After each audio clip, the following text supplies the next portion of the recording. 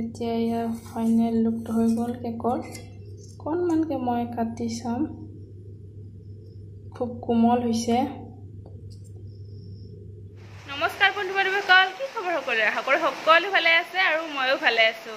এতিয়া অৱশ্যে বহুত বেছি বৰষুণ দি আছে বৰষুণ অকণমান কমিলে বাৰু আপোনালোকে চাগে সাউণ্ড পাইছে বৰষুণ আহি থকা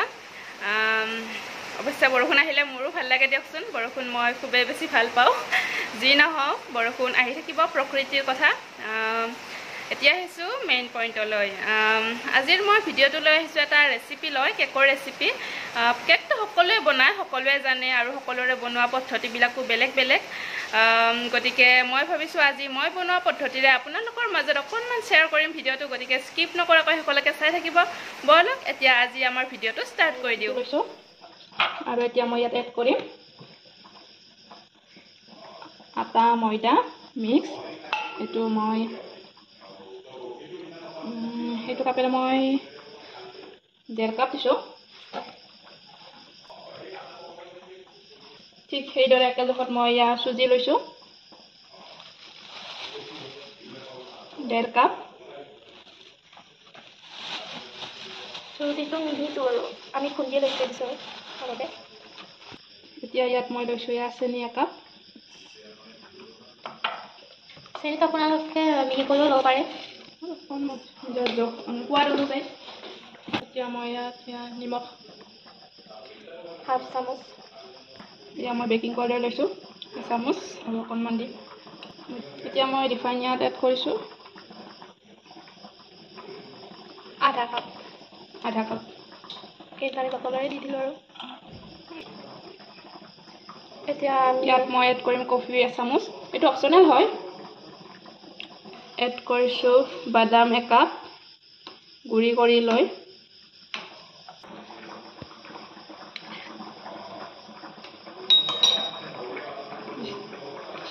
এতিয়া ইয়াত চকলেট ডেইৰী মিল্ক চকলেট আৰু গাখীৰ দুটা মিক্স কৰি পেলাই ইয়াত দি দিছোঁ আৰু এতিয়া মই এইখিনি ভালদৰে মিক্স কৰি ল'ম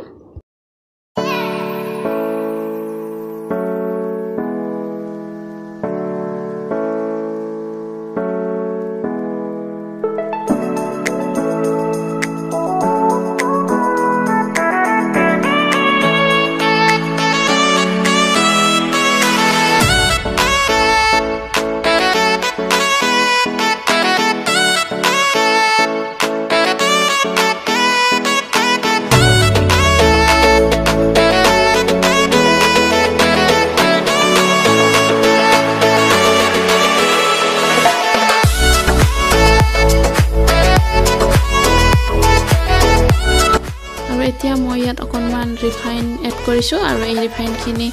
মই ভালদৰে লগাই লওঁ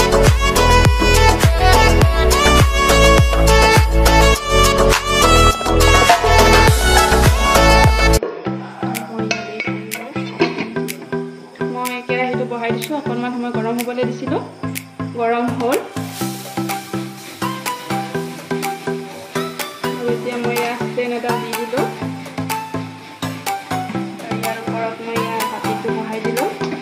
যিহেতু এই ঢাকনিখন দিছোঁ গতিকে ইয়াৰ ওপৰত আৰু একো নিদিলেও হ'ব লগতে মই মিডিয়াম ফ্লেমত দি দিছোঁ অকণমান সময় 45 মিনিটমান সময় থাকিবলৈ দিওঁ এতিয়া প্ৰায় এঘণ্টামান পিছত আমি চাবলৈ আহিছোঁ ইয়াৰ আগতে মই এবাৰ চাইছোঁ বাৰু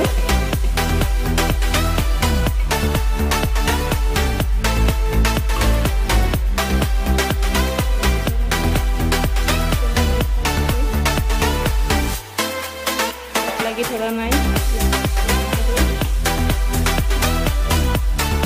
এইটো অকণমান ঠাণ্ডা হ'বলৈ দি পেলাই উলিয়াই দিওঁ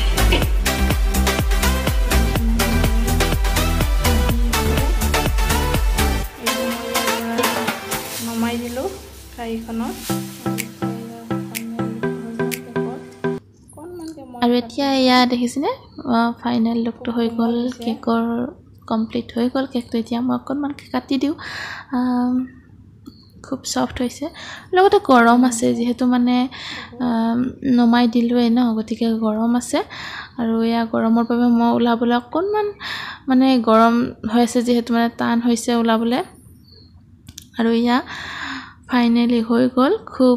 ধুনিয়া হৈছে আৰু খাবলৈ খুব সোৱাদ হয় টেস্টি আৰু এয়া দেখিছেনে খুব সফট হয় কেকটো